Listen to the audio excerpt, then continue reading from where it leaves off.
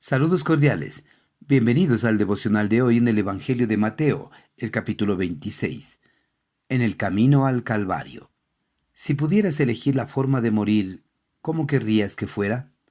Parecería una pregunta absurda a la que muchos dirían, quisiera tener una muerte dulce. Otros dirían, ni pronuncies eso, porque nos cuesta asumir que esta fase de la vida nos toca las puertas en algún momento. Lo narrado por Mateo en el capítulo 26 es la antesala de la muerte de nuestro Señor Jesucristo.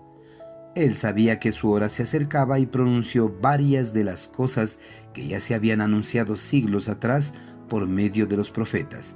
Sin embargo, al acercarse la hora crítica para Jesús, ante el comportamiento de la gente cercana a él, así como sus detractores, no claudicó al plan que Dios había dispuesto, pero sí le llevó a experimentar la etapa de sufrimiento más agonizante de su vida en el camino al Calvario.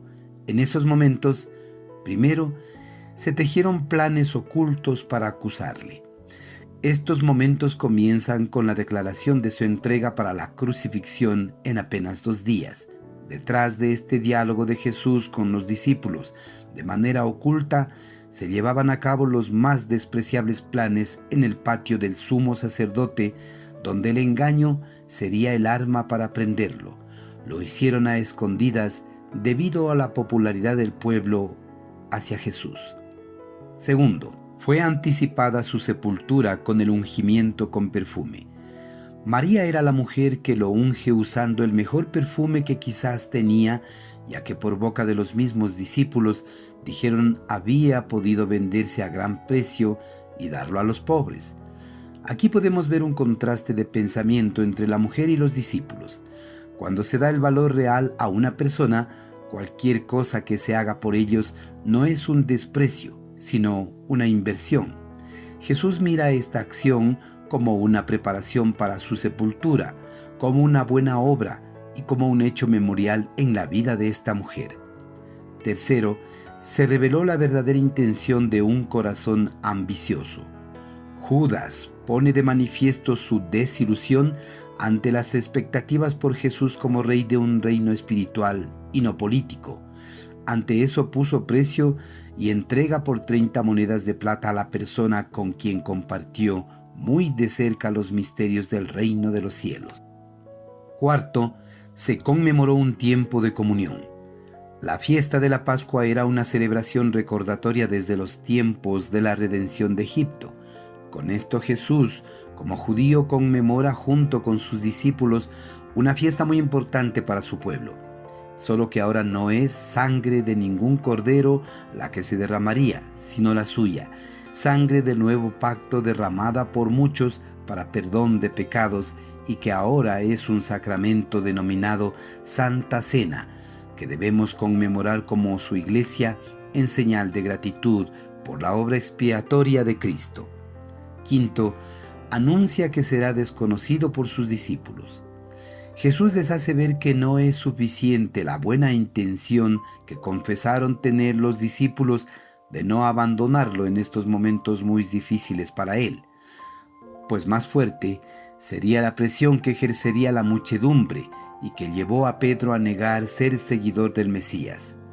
De más estuvo la impetuosidad y la labia de los discípulos, porque al momento de la prueba salieron reprobados. El miedo estuvo por encima de la fe y las convicciones. Sexto, la fuerte lucha con su humanidad. Como hombre, Jesús empezó a sentir tristeza y angustia en gran manera.